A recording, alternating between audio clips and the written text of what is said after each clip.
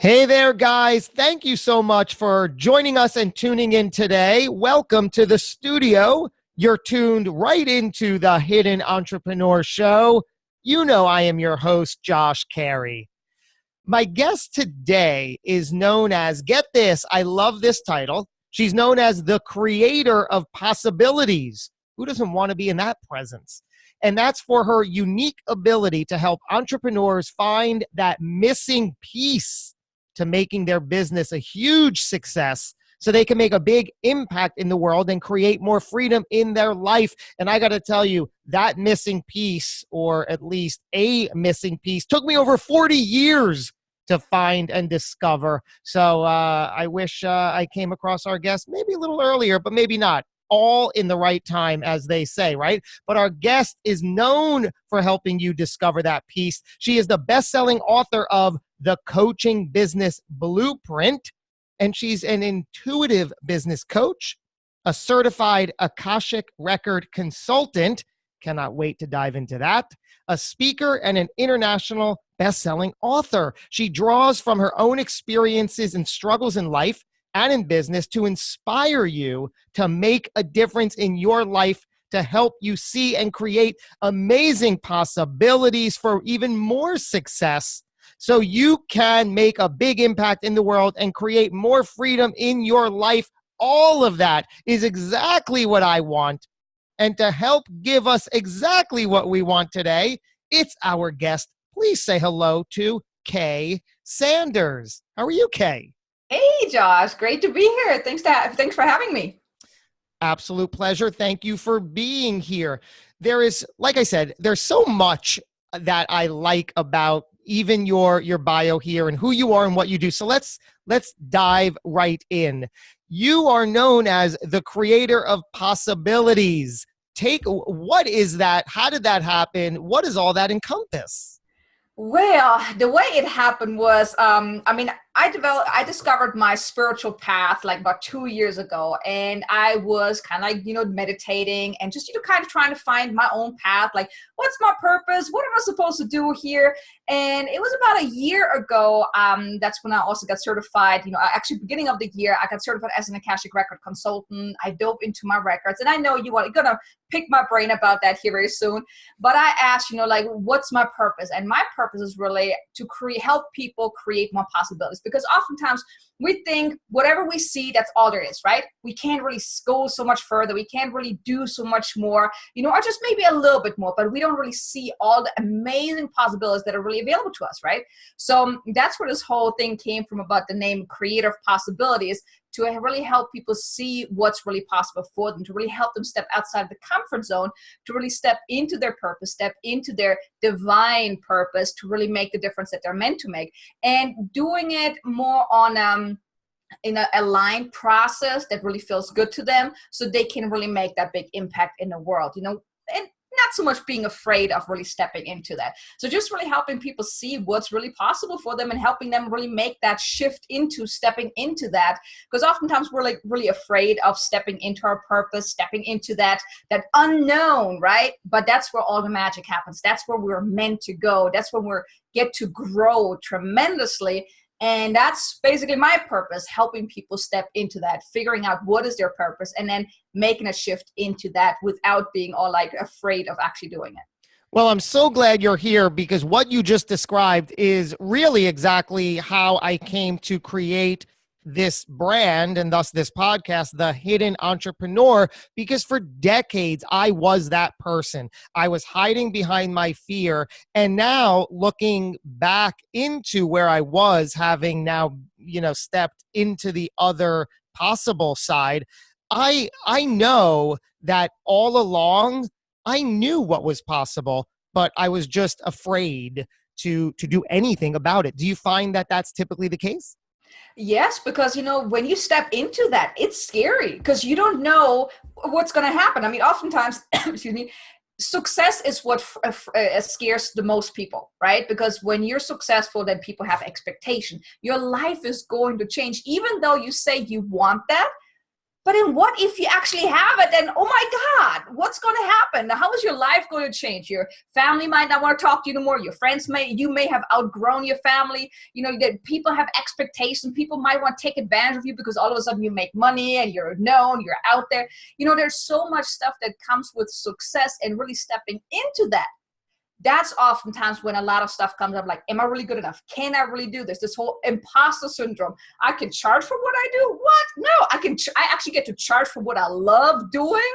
Come on, right? So you have all these things coming up that really keeps people from stepping into that. It's really taking that next step into going after their dreams, because what if you do become successful? And I think that's what scares so many people is, what if I succeed? Not what if I fail. No, what if I succeed? Because the failing part, you know, we're so used to, you know, things don't working out and things being difficult. But what if things actually are not difficult? What if you do have whatever you want?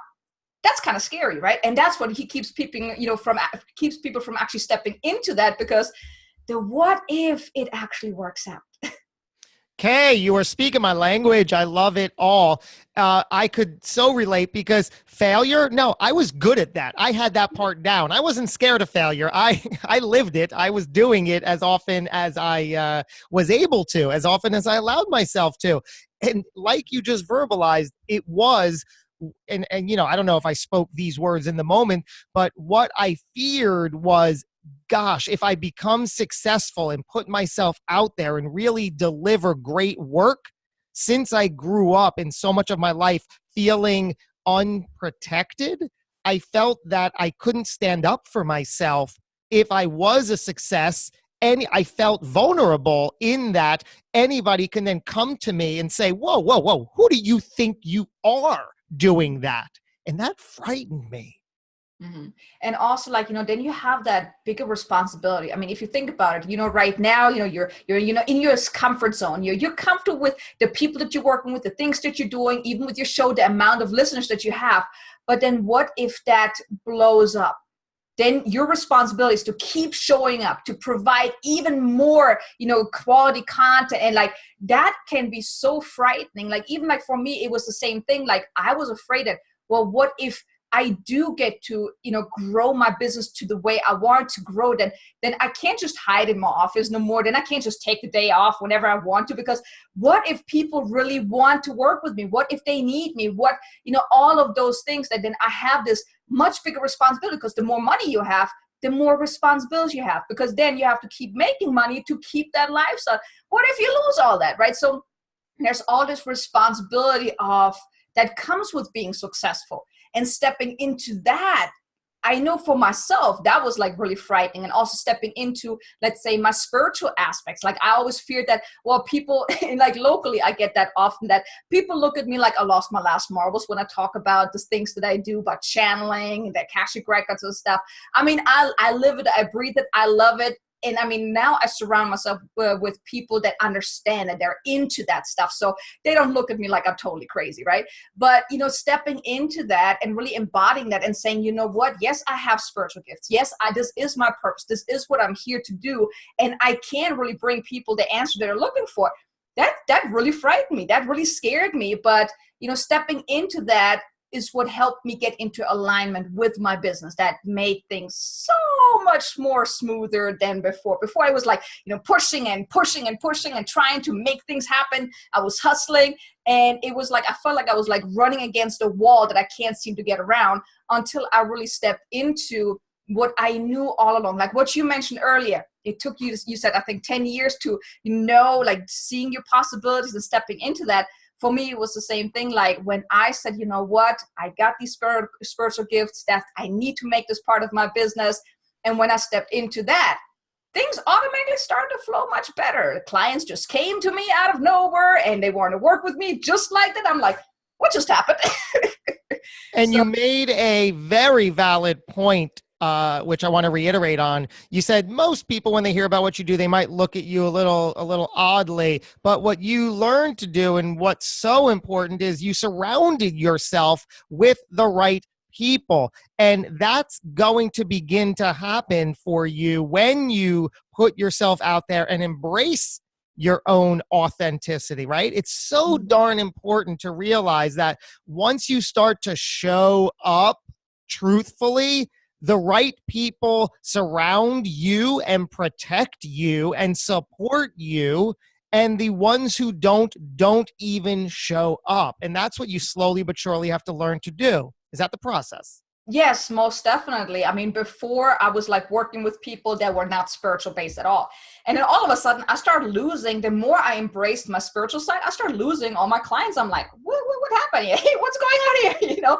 But it was really because as I shifted into alignment, the people that were not, that I was not meant to work with, that were not open to that, they slowly but surely drifted away. Now, I mean, I do a lot of outreach on LinkedIn. I do a lot of collaborative projects. I mean, I really build relationships, and it is kind of surprising, or actually not really surprising, but the only people that I talk to nowadays are spiritual based people that are open to the whole woo-woo side. I don't remember last time I talked to anyone that was not at least a little bit touched by the spiritual side. And the more you step into, what you're meant to do, you will start attracting the right kind of people, collaborative partners, clients, just people that want to support you, friends, colleagues, it's because you vibrate at the level that will attract them. So when you think about law of attraction, you attract what you vibrate, the level of vibration you're on. And when you step into and really embody what you're here to do, you are pushing out a certain vibration that will attract those people to you. That's why when I said, okay, I'm going to incorporate my spiritual side into my business, now I'm attracting people to me. I don't have to like chase after people. I don't have to like, cold. Well, I don't do cold calling anyways, but it's no longer as hard as it was before, because now I'm pulling these people in through my vibration, through my not exhaustion, enthusiasm, because, I live it, I breathe it, and I love what I do. And I think that is so important, that you have really got to love what you do as well. And that will then bring those people to you. Spell it out for us. How do you use the whole spiritual aspect of things in yourself in your business with clients?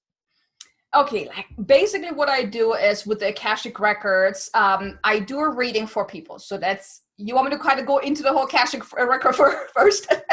So Sure. basically, the Akashic records is your soul's library of all lifetimes. So think of it as a crystal ball where you can ask just about any question and you will get the truth. You will get an answer. So basically what I do is I channel, and I'm pretty sure you've heard of Abraham Hicks, right? I listened to the Vortex. I have it on Audible. I've listened to many of the books, and I listened this morning actually. So yes. So you understand the concept that Esther Hicks, she channels Abraham. It's a higher being. That's basically what I do is I access a person's records. So your record, everyone has a record, and I channel the beings of light. So basically what I do is I ask specific questions around a person's business. And then from there, I help them, whatever answer they got about their divine gifts, their purpose, their core message, who they're meant to work with, how they're meant to work with people, all the fundamental pieces of their business. From there, once I got the channel message, the divine guidance, then I help them implement that into their business. So I start off with the Akashic records, and then anyone that is interested in actually working with me and actually turning that into their successful business, I then work with them on the business level to really help them create the business based on the divine blueprint, based on the divine purpose, whatever we came up in the Akashic records. And then throughout, I mean, I'm always connected to source, to the infinite beings. So I get channel messages like throughout whenever I have a conversation. I tap into them. I can feel the energy. So for example, when someone tells me that they did this and that, and this is what they got, I can feel the energy if it's positive or if it's negative. So for example, if someone says, yeah, I went on LinkedIn, I did all that and it felt really good. If they're lying or if it's not really true, I can feel the energy dropping.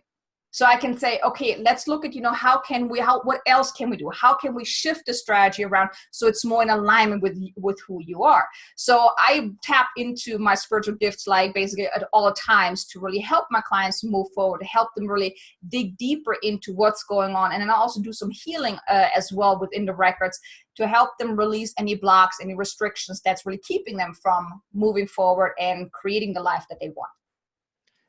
How does this look from a tangible point of view? So if I'm going to work with you, do we just hop on like a video call and you go from there? Do you like what, how does it work? Okay, the Akashic record readings, I do that as a written report. Basically, my clients, they have an option of two packages that I have right now. They ignite your business or excel your business. So if someone is within the first few years of business, don't really have their foundation down, I would do the reading, and it's like between 16 and 20 questions that I answer based on those questions. So I go into their records and then I give them a written report. Then we have a follow-up call to go over those questions, to give them more details about, if they missed maybe something, because when you get a reading, it's nothing but the truth. And sometimes the truth might hurt, right? You might not want to hear it, or you might not really understand the deeper meaning. So basically the follow-up call is to give them the deeper meaning of whatever came up in the reading. And then from there, I give them the option to, I can help them move forward. I can help them implement whatever came up in the reading to help them move forward, because they're also getting like a 30-day action step on what are the most aligned actions to take right now within the next 30 days. And then basically we depending on the package they're choosing as far as coaching, we talk 2 to 3 times each month. They get email support, and then we really just implement the right systems and strategies based on their what's in alignment with them, and we work on mindset and those type of things, and whatever really comes up. As my goal is to really support them in whatever way I can to really help them grow the business. Absolutely fascinating. Take us back to the beginning. I want to connect these dots and see how we got to this extraordinary place for you. What was life like growing up as a young child? I mean, I had a great childhood. My parents are amazing. My family's amazing. I mean, I always kind of felt like more of the black sheep. Like, I didn't really fit in a way, and I didn't really understand until now. And actually, like, you kind of connected the dots for me earlier, or helped me connect it, because as a child, even though I had a great childhood, I mean, there's nothing I can say that was negative or anything. Like, my parents are amazing. My mom is like my best friend, but still, like, growing up, I always felt like I didn't belong in a way. Like, I was kind of like the outsider there, the black sheep. I mean, I'm the only one in my family that went from Germany and moved all the way to the States, to the United States, right? So left everything behind. But it was really just, I knew there was more possible for me. I mean, I'm an entrepreneur by heart. Like, as a child, I remember in elementary school, I had created certain things, like those little armband things that you create, and I try to sell them for like 25 cents. So I always, like, just from elementary school, I already started to be an entrepreneur. I always try to figure out ways to make money. So I did the paint by number paintings, and I sold those to my family. So I always did something, and I knew there was more possible. So then when I got married, actually, I started my first home-based business as a nail technician. And I figured, hey, when I come to the States, because my ex-husband, he was in the military, and I figured when we come to the States, I can do that, because I want to work from home. I want to be a stay-at-home mom, but I didn't just want to be a stay-at-home mom. I don't fit in that category, so I needed more, right? So that's when I started my very first home business, really doing nails, and I did good. I even did eBay as well. So I think, like, just from my childhood, I knew there was more possible. I just didn't really know what that looks like, how it went. I mean, if you would have told me back then that today I would be doing the channeling and all that spiritual stuff, I would have told you crazy. So you were born and raised in Germany, a seemingly loving and supportive family and home life. And you said you didn't fit in. Looking back, how did that come about? Did you just not have a lot of friends? Did you spend a lot of time alone? Well, we moved from, like, I grew up in a small town, and then when I was 6, we moved into a city because my dad had gotten a job there, and we had to move there. And that's when actually the most challenging part happened, because I didn't really have any friends. Where we lived, it was more like an economy kind of area, so there were not really a lot of kids there. And that's when I first felt like I'm an outsider, because I didn't grow up in that city. Right. So that's when everything happened. That, I mean, I had some friends, but it wasn't that strong bond that you would have had if you would have grown up with someone from baby to, adulthood and stuff. And I had friends here and there, but then I had actually, I think it was like a year or 2 years where I had no friends. I just stayed at home. I had actually some trouble with one lady. She tried to beat me up, so I was too afraid to actually leave the house. So I really stayed home, and that's when my whole loner time actually started. I mean, once I got older into the whole, teenage years and then young adult, I had lots of friends, but I still felt like that there was more possible for me. I just really didn't know what that would mean, what that looks like, or anything like that. But I just knew something is missing, that I didn't really fit in, that I didn't really belong in the same, I didn't fit in the same category that most people are in. Like, you get married, you're going to have kids, white picket fence, yada, yada, yada. That concept doesn't work for me. I mean, I've been single for quite a while now because it does not fit for me. I'm an entrepreneur by heart. I have goals. I have dreams. I want to grow. I want to make a difference. And I think I already had that back when I was a child. I just didn't really realize it. I think I was like deeply asleep.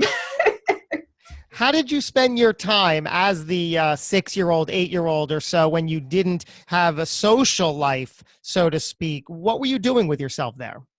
Hannah, I think it wasn't when I was 6. I think it was like I was 12-ish. That's when I had really no friends. I mean, before I had a couple friends from kindergarten and elementary that we met up. But the one boy that I was friends with, he always beat me up every single day. But I still wanted to be friends with him for some stupid reason. But then I was just like really at home. I mean, I didn't have a TV until I think I was like 14 years old. So I was just in my room painting, drawing, doing all kind of handiwork or whatever, just to occupy myself. And then I got into reading. I love those romance novels, right? As a young child or young lady, I was very into those. So I was just reading. Like I was reading books after books, and those really thick ones. So that was what I was doing. During the time when I didn't really have friends, when I was too afraid to actually leave the house, I was reading, and more reading. Mm. Did you have any aspirations for the next several years thinking, oh, well, this is what I'm going to do with myself. This is what I'm going to make of myself? No, not really. I remember my dad, he actually pushed me to figure out what kind of career I wanted to go into. Because the way it works in Germany, it's not like here where you go to a 4-year college or whatever. So after the 9th year, that's high school. That's when high school ends. You have to make a decision on what career you want to go into. So it's similar to like a trade school here in the States where you actually work and go to school at the same time. And in the 8th grade, I was supposed to already look into that. And I was like, I don't know what I want to do. 9th grade, then I thought, okay, I can be a chef. I can go into the whole culinary school, but I didn't get I guess you kind of can think of it as like an internship, that paid internship, training, trade school, whatever. Mm-hmm. And so I didn't get that. So I had to take an extra year of school because after my 9th grade, I didn't have that, because you're supposed to go right from 9th grade into that, kind of like what you do here in the States with college. You would go into the career field, right?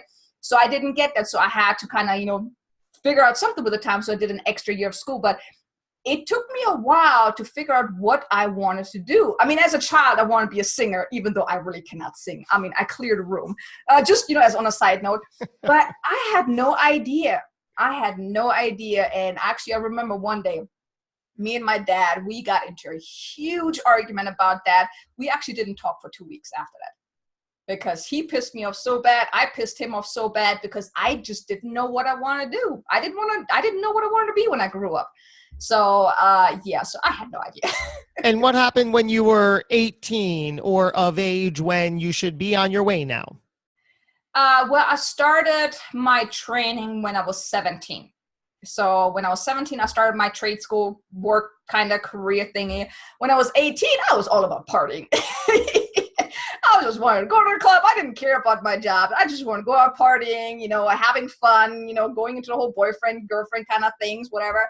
And, but I mean, of course, I continued. I finished my 3 years, and then I went on to continue working as a chef for a little while, but then I moved into Foot Locker. I mean, I was always looking for, what do I really enjoy? The cooking was fun, but not as a job, because, back then they always said women belong in the kitchen. Well, whenever I did work in the kitchen, I didn't belong there. It was a man's job, right? So I got into an argument with a teacher once before, because I'm like, well, how am I supposed to learn anything if all I get to do is cut vegetables and, work with the desserts? And so I didn't actually get to learn how to really cook the real food. And so I knew that this wasn't something that I want to do for the rest of my life. And then I moved on to something else, trying to figure out what is that really makes my heart sing. And it just took me many, many years until I figured that one out. And how was life in your early 20s? Early 20s, still lots of partying until I met my ex-husband, got married, had a child, and then I came to the States when I was 25. How did that happen? So you met your husband. Yeah, he was in the military back in Germany. So I was working at the gate actually as a security guard. That's how I met him. And we got married in 2002. 2003. I don't remember. But then I had my son with when he was in 2004, and then 2005, 2006, we actually moved to the States. And that's when the challenge really started. He basically left me 2 months after we got here. So it was just me and my son. My son was 2 at that time. We were basically stranded here, had no family, no support, no nothing. I didn't have a job. I didn't really know my way around. My English was okay, but I still had to learn. So that's when he made it his mission his goal was to destroy me. Thankfully, he didn't make that. But that's really when my life really took a big, big turn. So you met your then husband in Germany. He was in the military. You came to the States because of a military transfer type thing? Yeah, he got stationed here in El Paso. So that's how I got here, because he was brought back here. And then 2 months after that, you said he left you, but you also said that he made it his mission to destroy you. What do you mean by that? He really just wanted to destroy me. He harassed me. He made other people reach out to me and give me all kind of stories. And it was just like he was giving me all kind of stories, all kind of lies. He didn't pay. And he already told me that when he gets out the military, he's not going to get a job because he doesn't want me to get child support. He wanted me to have a really, really hard life. And I'm like, you do know this is not just hard on me, but this is hard on your son. But he's one of those deadbeat dads. Like, he walked out on my son about 10 years ago. My son hasn't seen or heard anything from him ever since. So I like to call him the devil incarnated. What do you think you were attracted to back in Germany that allowed you to get to this point with him? Well, he was a good talker, so I kind of fell for him. And, back then I wanted that. My sister, she had a husband, she had family and everything. And I'm like, I want that. I want to have my own family. So in a way, I was kind of jealous. And then when I met him, he actually wanted to be with me. And before we got married, he was sweet. He was nice. But actually, the day I got married, I remember I was in the bathroom with my mom. And I'm like, Mom, did I do the right thing? I already started regretting it that day, because he actually came to the wedding a little drunk. So my ex, he was a big drunk. He was an alcoholic. He almost broke my nose once. He was very violent, more on the emotional side. And yeah, it was not pretty. I mean, he called me all names of the book and scared all my friends away. I had PTSD, anxiety, depression, social anxiety because of the stuff that he put me through. For many years, whenever I had to go somewhere, I was driving, had a full-blown anxiety attack, didn't even know what it was. And it took me a while to realize that this is what was going on. But then I made it my mission to get past that. That's when the whole personal development kind of started, kicking in, life coaching. And, that's when my path really started. I mean, I wouldn't say that I'm grateful for what he put me through, because it helped me get to who I am today. It helped me find my path. Would I want to go through it again? No. But if I would have to, I would go through it again, because I know it was a big part of my life that I had to go through in order to get to where I'm at today. I so appreciate that. And only now in my life, out of a good place of health and positivity, I can look back on some of those devastating scenarios and you're like, oh my goodness, how wonderful I was able to experience that. And you almost have to see that side of it in order to, because there is a ton of beauty, a ton of lesson in that, when you can really look back on it and say, well, there's so much that I love about myself today that wouldn't have surfaced if I didn't go through that. So you had to have gone through that. Yeah.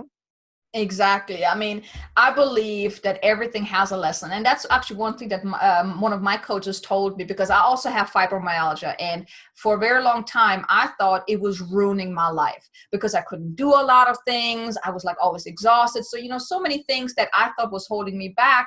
But then he was like, he really shifted my mindset when he said that everything, every lesson in life, everything that you're experiencing is not happening to you. It's happening for you because it helps you move forward. It helps you grow. Everything holds a gift. And when he said that, I mean, at first I thought he was totally bananas, and I was like, what is he talking about? But then I really sat with it and it hit me. And because of my fibromyalgia, it allowed me to walk away from my job. Yeah, I kind of walked away from my job a little too soon, but it allowed me to start my business, to walk away from my job. It helped me learn a lot of things that has helped me that now I can, use to help other people. Even the things with my ex-husband. I used to work in a PTSD treatment facility, so I know what these guys are going through. I know what someone with PTSD, anxiety, depression, what they're going through because I have lived it. I have experienced it, and I can help people with it. Eventually, I want to work with the military again with my gifts too. I just haven't figured out how that's going to look like, but everything happens for a reason, and it's really up to each one of us to really look into it. Like, what is that reason? Even those adversities, they may seem horrible in the moment, just the things that my ex-husband put me through. If you would have told me back then that it has a gift, I would have probably smacked you in the face because it was not pleasant, but it was necessary. Everything, even when you're having financial struggles, when you're having whatever, it's like all about, getting into the flow. And that was like one of the biggest lessons that I had to learn, is that everything happens for me because it helped me learn the lessons that I need to learn. It helped me experience the things that I need to experience to get to where I'm at today. And oftentimes it takes some time to really realize that. Maybe it takes years before you look at it like, oh, now I get the lesson that I was supposed to learn. But you have to really be open to seeing that deeper meaning, seeing that lesson that really was there, that was to your highest and greatest good. Because if it wouldn't have been for my ex-husband, I would have probably never been on the path of my spiritual awakening. So I'm actually pretty grateful for that. There's something you wrote that I absolutely love that I want to talk about. You wrote, you had to learn the hard way that success is not solely determined by the amount of work you do. It's determined by you becoming the person you need to become. I recently learned to understand what that is. Let's talk about that. It's just so powerful and so fascinating. It's not about doing harder, more work. It's about becoming the person you need to become. Mm-hmm. That actually also came from my coach, because he told me it's not about the doing, it's about who you need to become successful. Because if you're not successful yet, that's because deep down you don't think you have not become this person yet. Because a person that earns 6-7 figures, they have a different mindset. So for me, it was like when I started as a business coach. No, actually, I started out before that as a holistic coach and then moved. But so my actual journey as where I'm at right now, it started out just business. I was doing all the right things to grow my business, to get my name out there, to become known. You name it, I tried. I did webinars, lead magnet systems, everything. But it did not convert. So I had many conversations with my coach about that. I'm like, I don't understand. I'm out there. I'm doing the right things. What the heck is going on? And he was like, he really made me understand that it's about my mindset. I didn't think I can do it. I didn't think that I can charge for what I do. I didn't think I was good enough. And that came from when I first started as a coach back in 2014. I actually hired my very first coach. And she said something that really stuck with me for a very long time. She said, how can you coach business if you're not successful yet? Well, that put a break on my success, right? Because every time I had a conversation with someone, I'm like, I don't know how to help this person. I don't have no clients yet. I don't make no money. So how can I help this person? So, all these self-doubts, limiting beliefs, and even the things I still had to work through a lot of the stuff that my ex had put me through, that I'm not good enough. Who am I to charge for what I do? Who am I to actually help people move forward, right? So, and then also the money.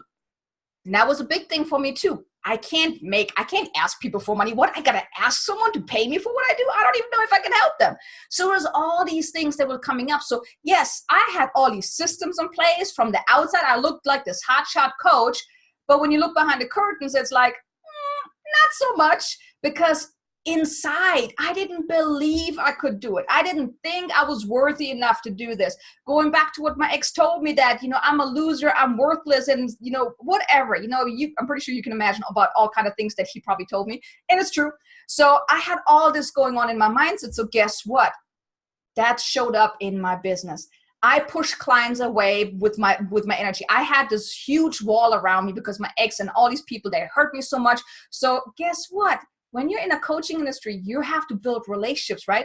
So if you have this wall up, you're like, don't come close, but I want your money. I want to work with you, but don't come close. That's how it showed up in my business. I didn't get no clients. It was very hard for me to get clients. I attracted the wrong kind of clients that didn't want to invest in myself, in working with me. They didn't believe that I can really help them. So all this stuff was coming up that stopped me in the tracks. So then I worked on my mindset. I helped myself in so many different ways, from EFT, meditation. I really dove deep into the whole personal development thing. And that's when I also then had my awakening to the spiritual side. But that's why it's about who you need to become inside that determines your success. If you don't think that you can earn $5,000 a month, guess what? You're not going to earn that much. If you don't think that you can ever reach a 6 or 7 figure income range, guess what? That's what's going to happen. You have to change your self-image, how you see yourself, how much you believe that you can actually do it, that you can believe that it is possible for you. Then everything around you, because everything that's happening outside of you is a mirror reflection of what's going on inside of you. So if your outside is not what you want it to be, you want to look inside. And I'm getting goosebumps. I'm getting all fired up here. Yeah, I'm right there with you. I'm so there with you, Kay. I love all of that. And everybody listening, do yourself a favor, rewind the past 3 minutes and listen to that again.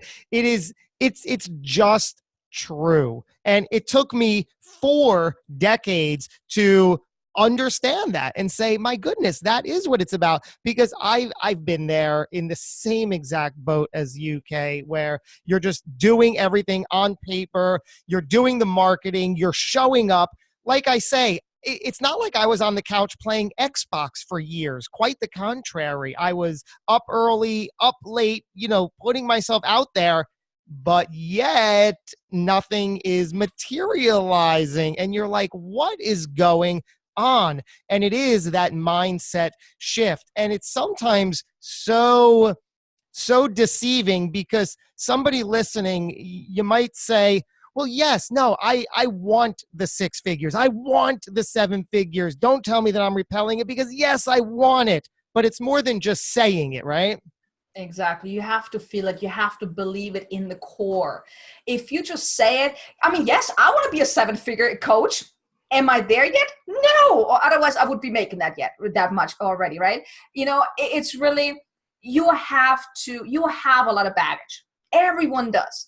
I had a lot of baggage from the stuff that my ex put me through, all the things that I've, learned, the things that I have learned about rich people, and they have to work so hard. And that actually came because my uncle, he was very successful. And I just realized that not too long ago, which also affected my success. My uncle was very successful. He was humble. It was his now ex-wife who was very snobby, even his son, and I hope they're not listening. But they were more the rich people mindset, like, oh, I get a lot of money. I'm you're beneath me. I'm better than you. I have so much money. But it was not her reward. He was doing all the work. So whenever we visited, he was the one working. We barely saw him. So we only spent time with her. And she was actually also my godparent. I think that's what you call it. And then she just took off. When they split up, she just took off. And then I felt like, She was rich. She was snobby. She left me. I was her goddaughter.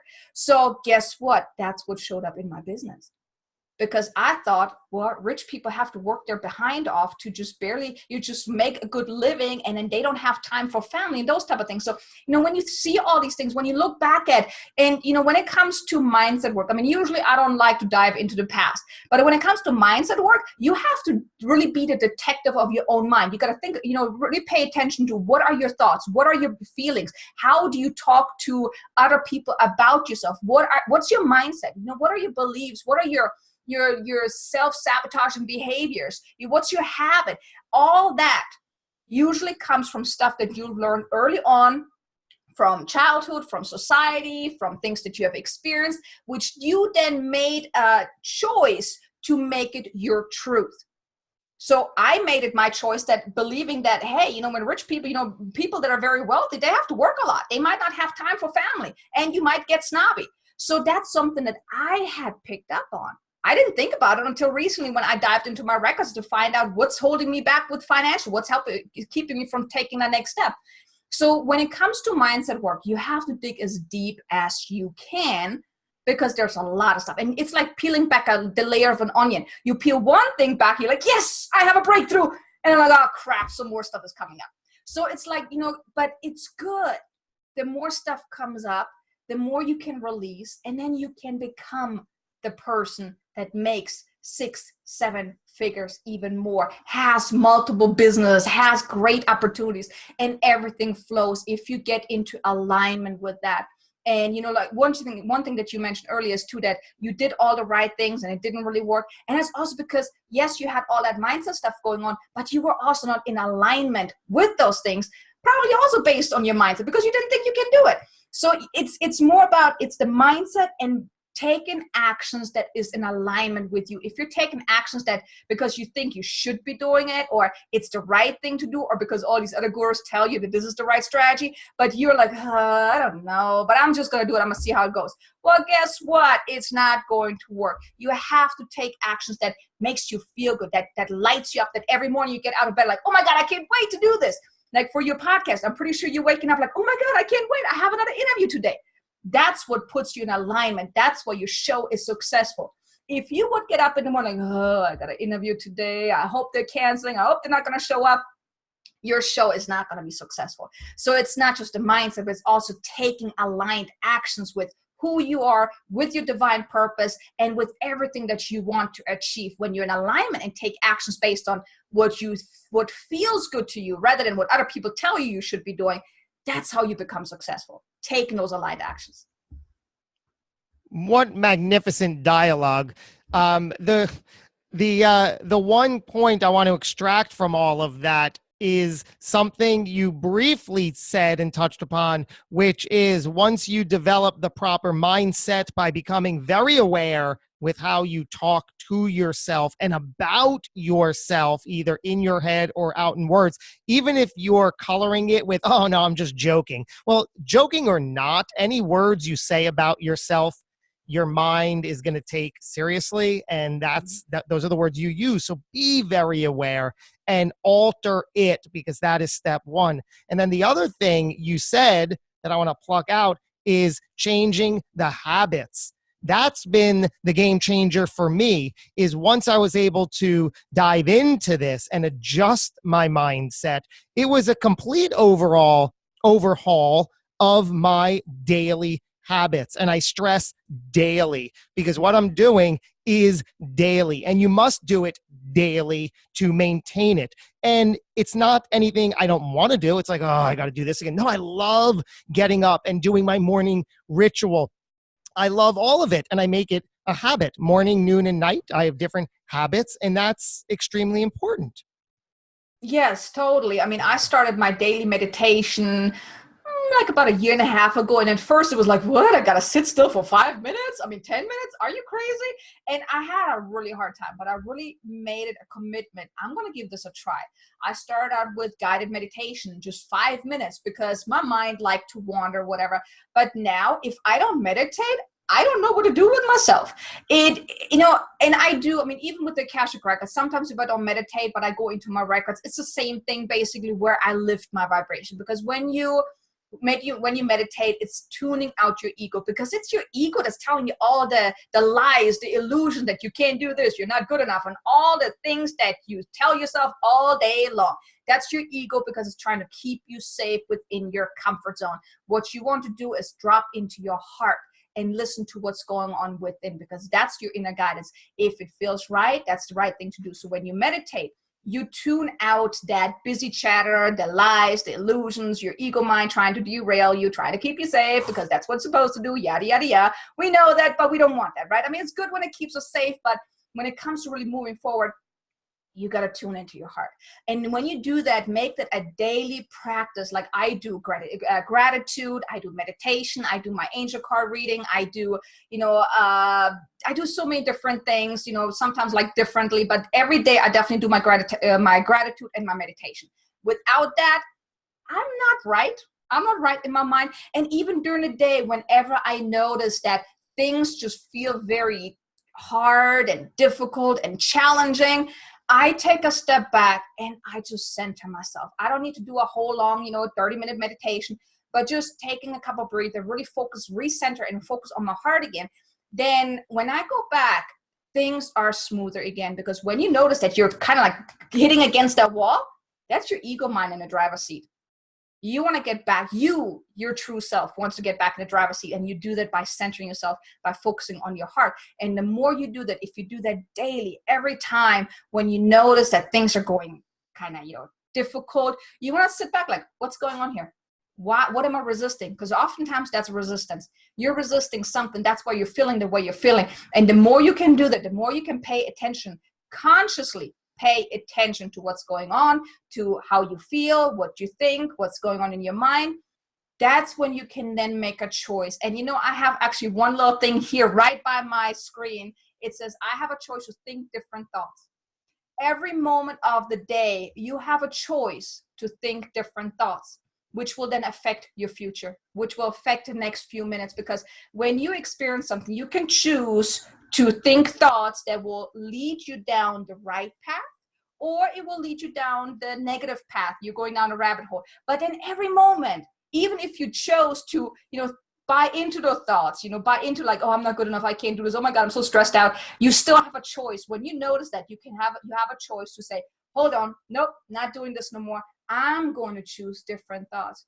I can do this. It will be easy. There are solutions there. There are divine guidance, whatever it is that you want to say, but you want to shift to the positive, because then you're going down the positive route. So you always, every moment of the day, you have a choice to think different thoughts, to make different choices. You always have a choice. You have free will, but it's your choice to make the choice to think differently or to make different choices. I love this conversation so much. Do you believe everything happens for a reason? Yes, everything happens for a reason, because sometimes we kind of go off path and then something happens that kind of pushes us back. And, the more we resist, the more things happen in order to push us back on our path. I know for me, this year has been, oh my God, one hell of a roller coaster ride, because I was resistant about the spiritual side. But everything that has happened to me, it's like, to get smacked by the universal baseball bat. So I still got the bumps on my head. But everything really happens for a reason, to either teach you a valuable lesson, to show you something about yourself. Because like I said, everything that's happening outside of you is a mirror reflection of what's going on inside. So if something happens outside of you, you might want to look at like, what's the underlying message here? What's going on here? Where does that reflect inside of me? Right? So if it's, for example, people don't value you. People don't want to work with you because they don't value you. Well, guess what? You might want to ask, where do you not value yourself? Where do you not think that you are good enough to actually serve these people who need what you have to offer? So that's why I believe everything has a message. Everything holds a gift. Everything happens to you. No, for you, not to you. And everything happens for a reason. Everything happens for a reason, in the right timing and the divine timing. That's what I believe in. Love it. I know this answer. on paper and certainly through the course of this conversation, but I'll ask it anyway. How are you spiritual or religious? I am spiritual. It's not a religion. It's more in the new age. So I do believe in source, universe, God. I talk to my angels. I have spirit guides. So I'm very in tune with source. On paper, I'm Catholic. Do I practice it? Not so much. I mean, I do believe there's a higher something out there, but I wouldn't label it as God or, the religion, the religious side. I do not believe that. I mean, I actually had lost faith in God when I first got here, but I found my path again to the spiritual side. But like I said, I believe in the universe. I believe in energy. I believe in angels, spirit guides, and all the woo-woo side. I definitely believe in that. What is that actually? What are spirit guides? It's divine beings that are there to guide you on your path. Like I talk to my Michael, Archangel Michael is the one that I talk to most. He protects me anytime, because I'm also like on the side, I drive for Uber because, I just need to do something to get out the house because working from home can be very lonely. And every time I get into my car, I call in Archangel Michael. I'm like, please protect me in my car. Put a bubble of white protection light around me in my car so nothing will happen to me. So I have a good day. So I will come home safe. And I kid you not, there were so many incidents that I almost had an accident. Not by me. People here don't know how to drive. Where I was literally protected. The other day, I was about to switch lanes. And for some reason, my arm, it felt like that I could not move. And then I look over, there was a car. So your guides, they're always there. When you get those nudges, the intuitive kind of like nudges, they're speaking to you all day long. It's just so many people are still so asleep that they're not realizing that. You need to raise your vibration to be open to these things. Now, of course, you have to practice it every day. But spirit guides, that's your team. Your team of spiritual beings that are there to guide you.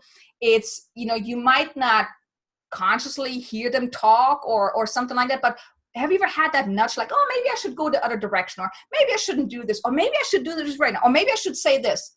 Guess what? That's the intuitive hit that you're getting from those guides that are guiding you. I mean, they're never telling you what to do because you have free will. And of course, you have to ask.